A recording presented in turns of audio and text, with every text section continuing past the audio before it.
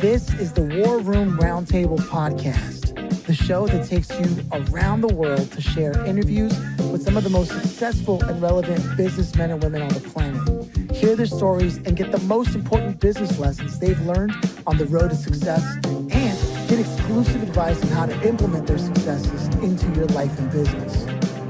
The War Room Roundtable is brought to you by your hosts, Jason Miller, CEO of Strategic Advisor Board, and Phillip Lanos, CEO of Own the Rhythm, and former podcast host for Entrepreneur and Inc. magazine.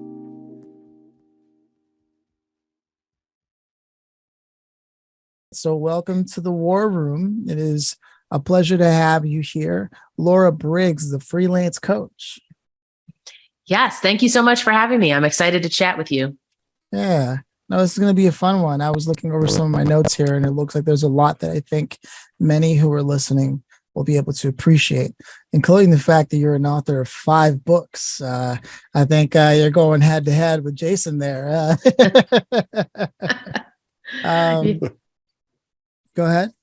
Oh, no. Yeah. It's been a really interesting journey. So I'm excited to chat and provide whatever help I can for your audience.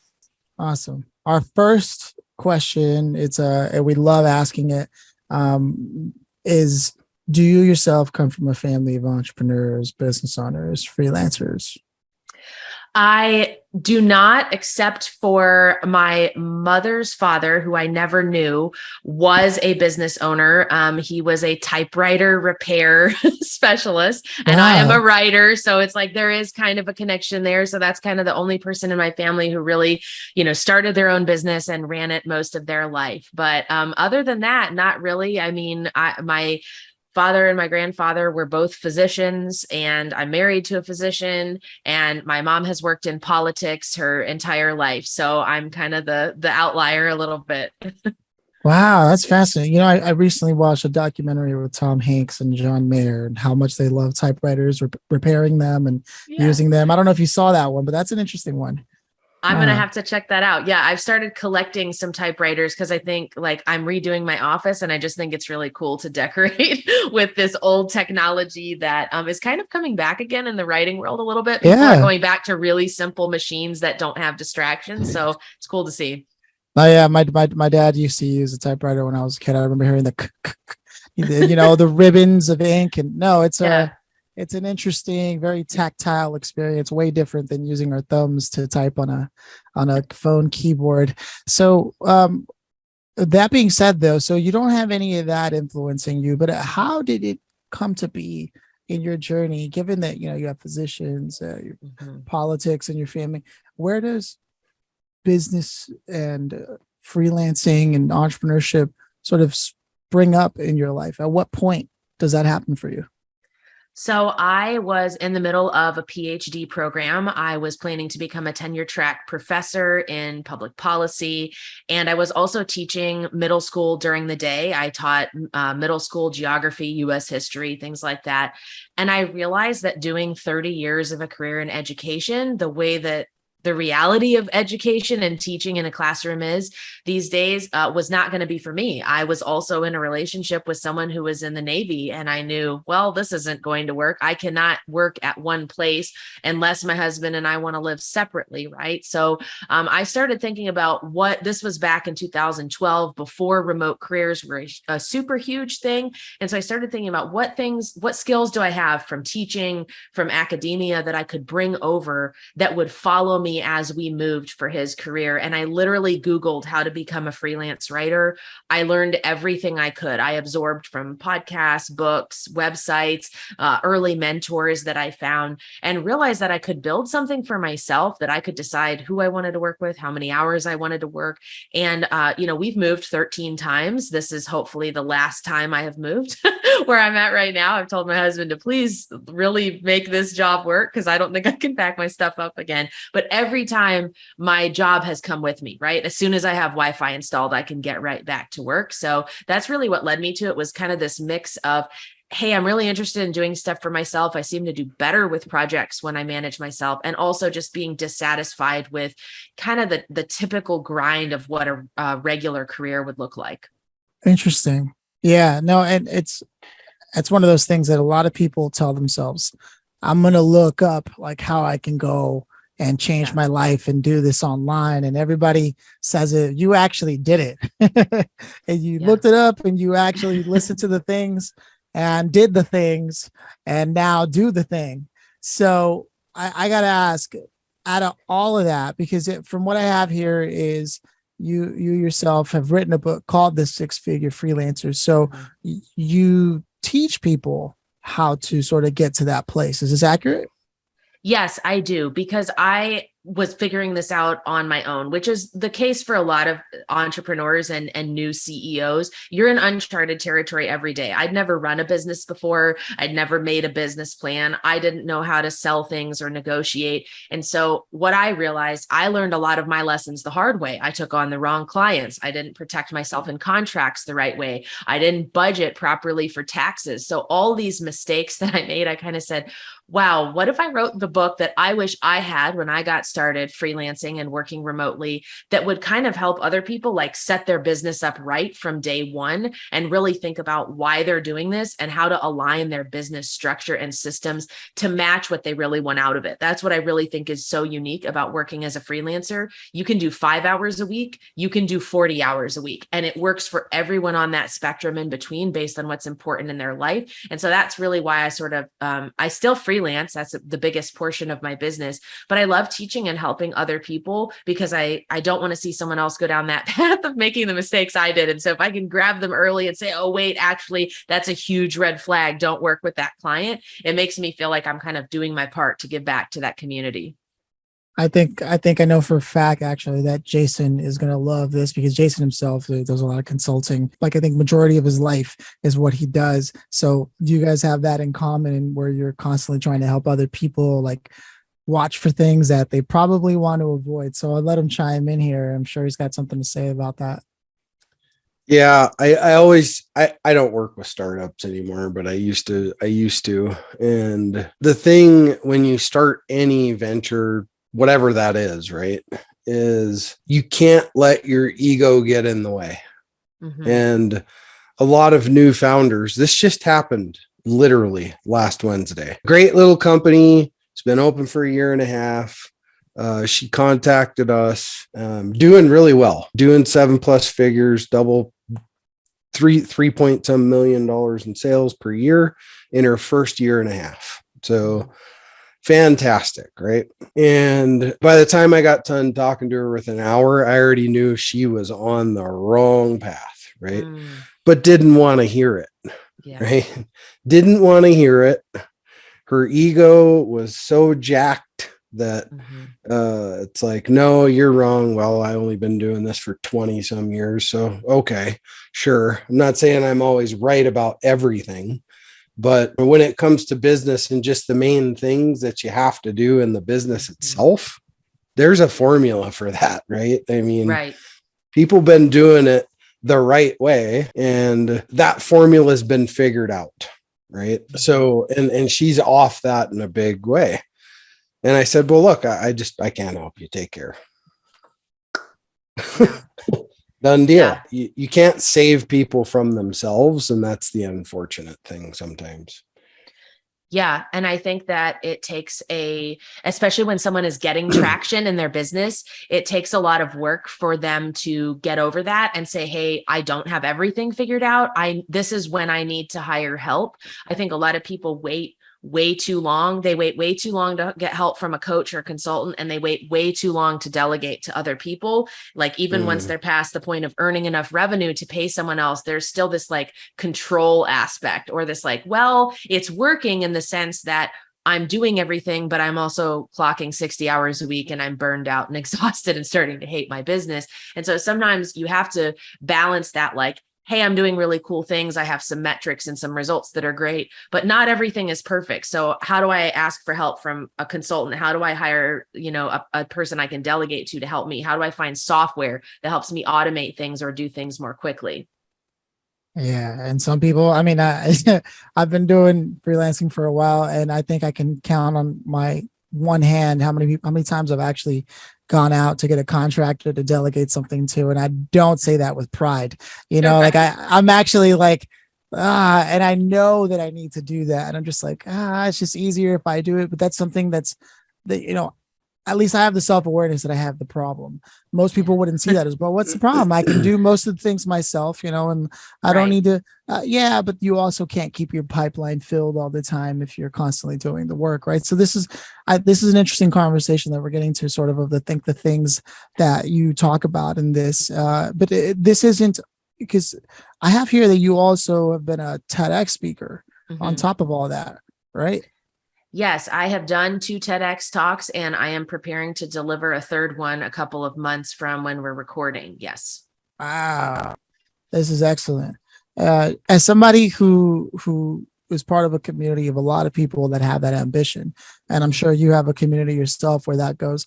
What are some things that you did yourself to sort of like prepare for that? Because a lot of people have the notion, I'm going to give a TEDx one day, right? And then they're like, hey, what would you talk about? That's what that's when people sit down and go, I don't know. I'm talking about business.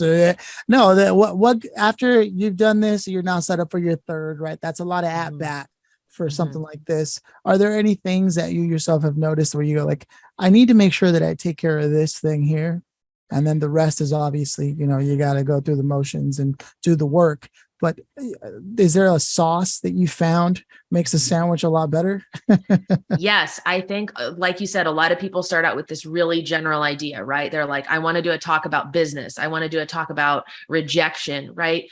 Those topics have been covered a lot on TEDx conversations. So you have to know why yours is different. You almost have to call attention to the fact that no one else is talking about the subject, right? My first TEDx talk is called The Future is Freelancing. No one was talking about the fact that there will be more independent contractors than traditional employees in the economy in the next couple of years on the TED stage. So that was a big part of my pitch, was like, hey, this is a major thing affecting the future of our workforce and our economy. And why is no one talking about it, right? So you have to make that case for, why has this not been heard before? Why is your perspective different? And so what is hard for people is you have to go listen to other TEDx talks, and you don't want to do that to go, oh, this person made a good point, I'm going to pull from that, and I'm going to pull this point from this person's talk. You are listening for what is missing. So if you're going to talk about rejection, go look at all the TED Talks on rejection. What are they all saying that's the same and kind of repetitive? Why would your perspective on that be different? And then applying to TEDx talks, they're all going to ask for things either in writing or in a video, and you have to be succinct. So it might be 200 words to present your idea. With the one I'm preparing for in a couple of months, it was a 90-second video. It took me about 17 tries to get my 90-second video right, because I would mess up or I would go over the time limit. And so start thinking about your talk in that way. How could you get this into 200 words that you could later expand, or a 90-second video that you could later expand? And so like the one I'm doing is all about the challenges that military spouses face in their careers, moving so frequently for their spouse's career. And so that was something I was like, hey, people don't think about the service behind the service, right? That just doesn't come up. We often thank service members for what they do and their sacrifices, and we absolutely should, but their families are really impacted. And in particular, the spouses have a lot of career setbacks that a lot of people don't realize. And so that was my main argument, is like, hey, people should know about this. Companies should think about hiring military spouses remotely to give them opportunities, or doing internships. So I would say that's really important. You've got to know how your talk is different, and you can't go on and on to get to the point. It's got to be quick to get an organizer's attention. Oh, wow. I love that. I mean, you just delivered so much value on a point, and I want to sort of unearth, because I also want to turn it over to Jason because of what you said about, because he's a career military for like 20 plus years. Just before we go there, I'm curious, like, not everybody is this generous with like the things they've learned across time. Did you find at some point that like this was just who you were going to be, or is it the teacher in you, the wanted that is like so generous in that way, or where do you feel like you picked that up? Because not everybody's willing to be that way. Yeah, I think part of it is the teacher thing. Like I used to be a teacher. I love helping other people. And then part of it too is like I had some really early mentors in my career. One of them has since passed away unexpectedly. Her name was Yawanda Black. And Yawanda was the first $50 I ever spent on myself as a business owner was buying her ebook. And she answered all of my emails. We partnered together on things. I mean, anytime I had a question of, hey, am I doing this right? Am I thinking about my business the right way? She would answer. And so that's another part of it for me is like, how can I carry that legacy forward of someone who gave me a helping hand for very low cost or for no investment at all? How can I give that forward to other people? Because I know that that was so instrumental in giving me the confidence to make the leap. It was also that I had a professor and a teacher in college who pulled me aside. I was studying economics and political science, and he tried to convince me my junior year to change my major to English. That was the first time anyone ever made me think, could I be a decent writer? Could I actually make money someday as a writer? Like, so for me, it's like this legacy of teachers and other people who have given to me. It's like, man, what if, even if it's one person in my whole life, I impact that way? What if I gave that person that gift of thinking they could do it or a tool that allowed them to do it? And that just inspires me to like go out there and keep helping as much as I can. Wow. Yeah. I mean, I can't even imagine what it would be like to lose a mentor. I love people who look after people without even being asked. Half the time they probably give away too much, right? So I have a lot of respect for people like that, and I wouldn't even know what that's like. So I'm sorry for that loss that you had there, and I'm very grateful that you decided to carry the torch, and the only way you can, by paying it forward. That's super awesome. And I'd like to, because Jason is a career personnel, as they say in the military, I'd love to hear his thoughts on some of the things that you're working on and how maybe that comes together here. I want to go back to the military spouse thing because that's really, really important to me. Because I spent 23 years in the military and drugged my wife around the world with me. And, you know, we quickly learned that she needed to be able to work remote. Yeah. Right. And that's where she started her own business with project management, got her master's degree, all that stuff. She's the PM for our company today. And, you know, today's remote world, it's really important that we adapt to that. And some companies are doing great at it and others are not doing so good at it. Yeah. But there's a lot of opportunity out there, and it's about seizing that opportunity. Right. And people need to know and understand that it's possible. Right. I mean, it's almost like the daily 9 to 5 is pretty much, that's like in the distant past, and that's sayonara, right? So, because a lot of people don't want to work like that anymore. Yeah. And the culture of business is really starting to come around to that, I think, to where it hadn't fully spun around to it yet, but it's getting there. But the more we can actually enculture that type of mentality, man, the more business we can get done. Because, you know, like I have folks that work for me, and I always tell them this: I don't care if you get your work done by noon and you're out on the golf course at 1. I don't care. Do whatever you want. Fill your boots, right? So instead of the old way of just you're sitting at your cubicle just waiting for the time to pass, that sucks. Yeah. So, but particularly military spouses, I got a big hole in my heart for that, because a lot of moving around. There's a lot of opportunity for military spouses right now, more than ever in history. To really be able to capitalize off that. Is your husband still in the Navy right now? No, he is out. He got out after 14 years. He enlisted at 17 and then got out and then got back in as an officer and went to medical school and all that. So he is a civilian now. And it's just interesting, like his transition to the civilian world, right? Like his first job offer never occurred to him that he could negotiate that contract. And I was like, yeah, you can ask for more money. You can tell them no, that particular clause doesn't work. I was like, you're not just the recruiter, and, you know, they're not just just telling you what you're going to get but sign everything on the dotted line. But yeah, he's not in the military anymore. But I learned so much following him around and building my own business, because essentially I had to. Like, what would I have done moving as many times as we did, living in so many different states that, all have different rules and laws about even teacher certification or things like that. So for me, it really opened a lot of doors. And I think you're absolutely right. Businesses have to think about this in a new way. My mentality is the same as yours. I want people to do their work when it works for them. I also want the best people in the job. So does it matter that the two people who support my company are in Pennsylvania and New Mexico? Not at all. They do their work, they get it done. I get to work with the best talent. And I think if companies start thinking about it that way, don't you want the best person on your side, whether that's somebody who is traveling with a spouse who's in another country for a couple of years for military service, or someone just a couple states down the way?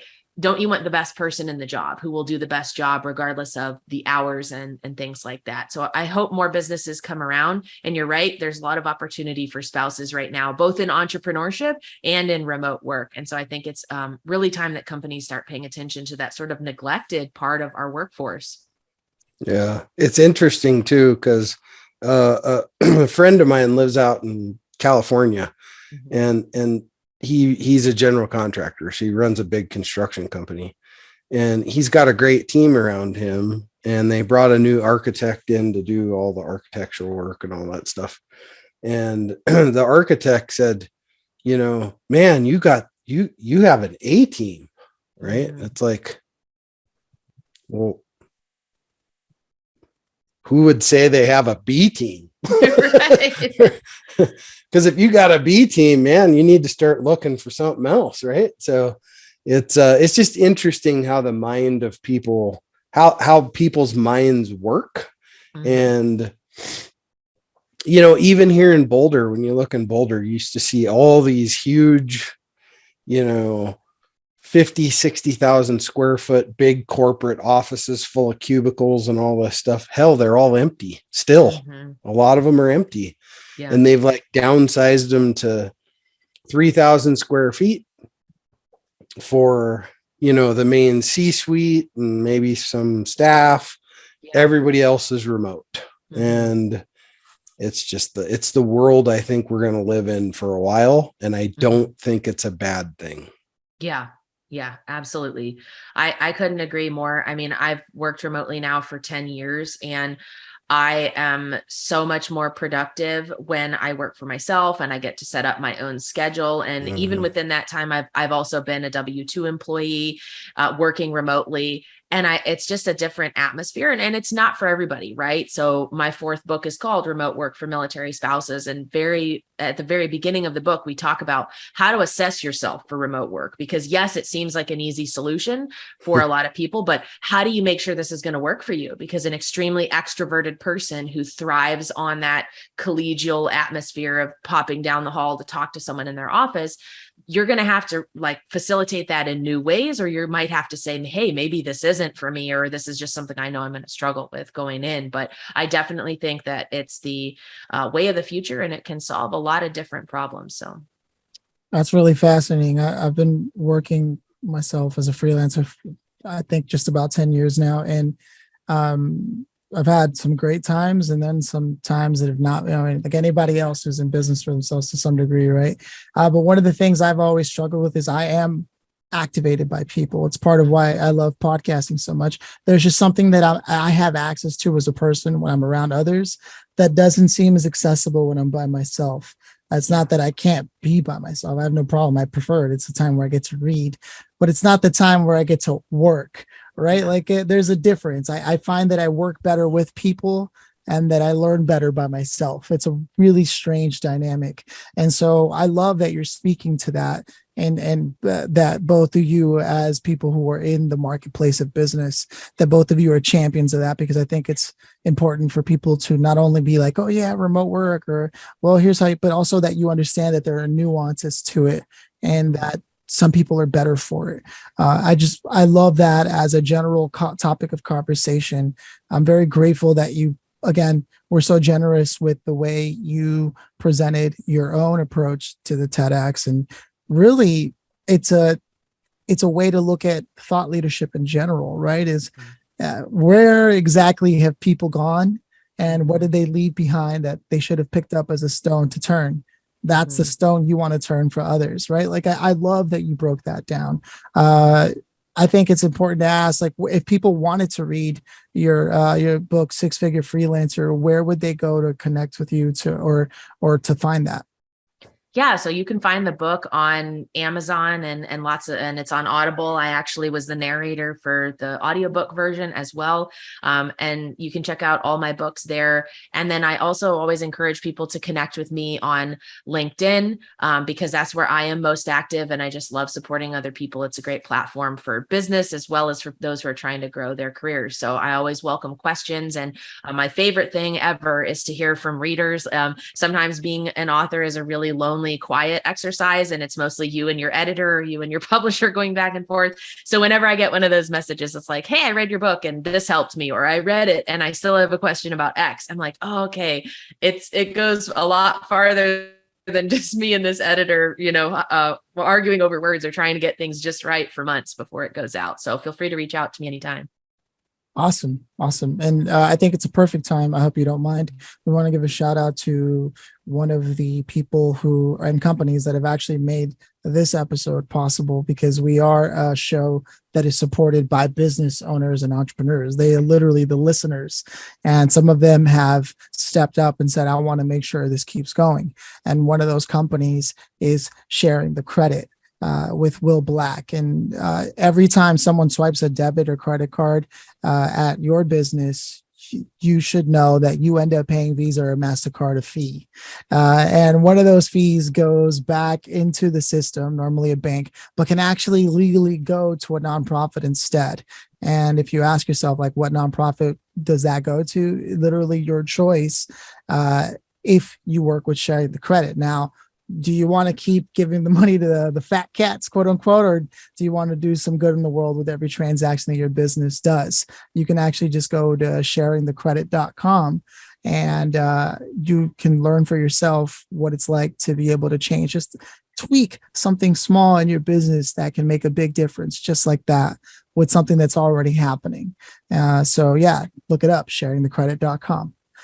With that said, Laura, I've had such a great time being able to listen to some of your thoughts on freelancing, and in particular, your unique slant of combining your teaching prowess with your life experience as a freelancer, and then at the same time, the role you play as a partner to career military personnel who then even made the transition into civilian life, and what that was like. And then you having all this experience and going, actually, you should look at contracts like this. It's a really interesting blend and a really unique conversation that I'm looking forward to seeing where that goes as I connect with you. So I got to ask, if you could go back to when you first saw yourself moving back and forth and you're like, what am I going to do? There are people out there who move a lot when working with their partners. What would you say to them, or to that person, that younger you, knowing what you know now about this lifestyle? Yeah, I think it would be think outside the box, because a lot of us start with thinking like, oh, I need an income, or I want to have a career because it would help me feel more fulfilled.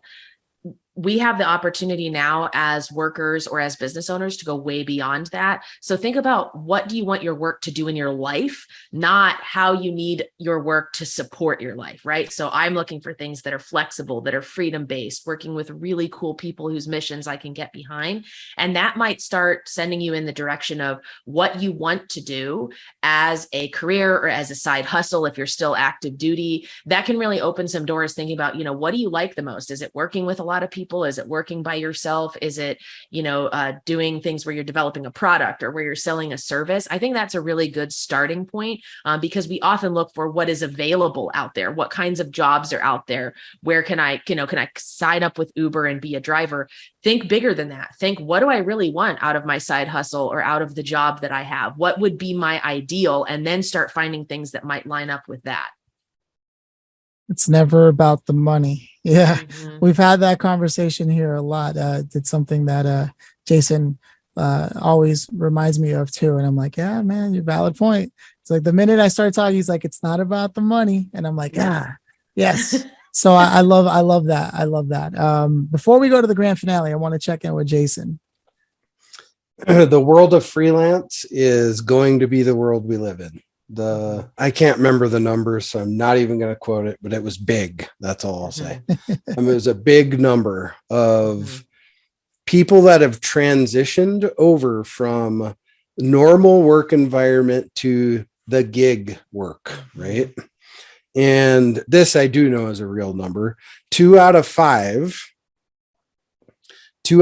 executives that work in the C-suite are walking away from a C-suite position this year.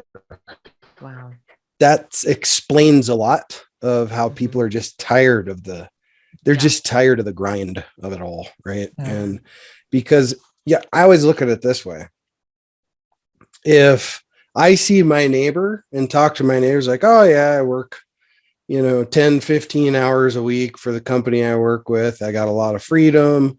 And now I'm a C-suite guy. I go to work every day and I'm doing 60 hours a week, right? For the same paycheck type of deal. That becomes pretty hard to swallow, right? At some point. So a lot of people are just jumping ship. And I think you're right. Think outside the box. That's it right there. Yeah. Okay. For 1,000,000 points, even though nobody ever established we were addressing points here, the grand finale, Laura, if you could have invited anyone to this conversation today at any point in place, time in the world, to be here either as a listener or even a contributor, who would you have loved to have had here today with us, and why them? Yeah, I mean, there's so many great options out there.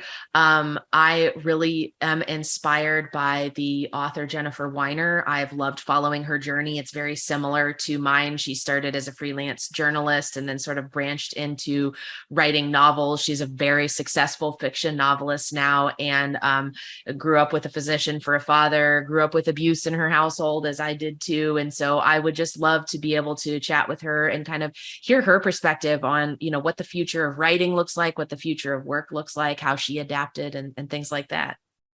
Yeah, that's awesome. It almost harkens back to that time when you didn't even intend to be like in an English major, and then somebody told you, and ever since then you actually looked at the path, and it's clear to me that you listen to what's happening in the industry, which is something people put out books all the time, right? We read about it earlier and mentioned it in passing. You're an author of 5 books, and people put out books, but they don't ever look at like the industry of writing as a whole and where it's going. So I love that you brought that up, because I think you bring that same approach even to the industry of freelancing and the state of that looks like. And I think that's, if somebody isn't already taking the time to look at their industry, like, it's a great reminder for me. Don't get so caught up in just the work that you're doing. Do you take time to actually understand what the field you're playing on looks like and where the line of scrimmage is and how you can take it past that, right? So thank you so much for your unique perspective and being open about sharing that. With that said, it's tradition here that Jason closes us out, so I'll let him do that. Yeah, thanks for being here. It's we're all busy, and it's great to have people like you take the 30 minutes of your day to come in and share your institutional knowledge and little bits of gold with the audience. Because if you didn't catch something out of that, rewind it and do her again, because you missed it. So yeah, thanks for being here, and it was a pleasure to have you on the show. Thank you.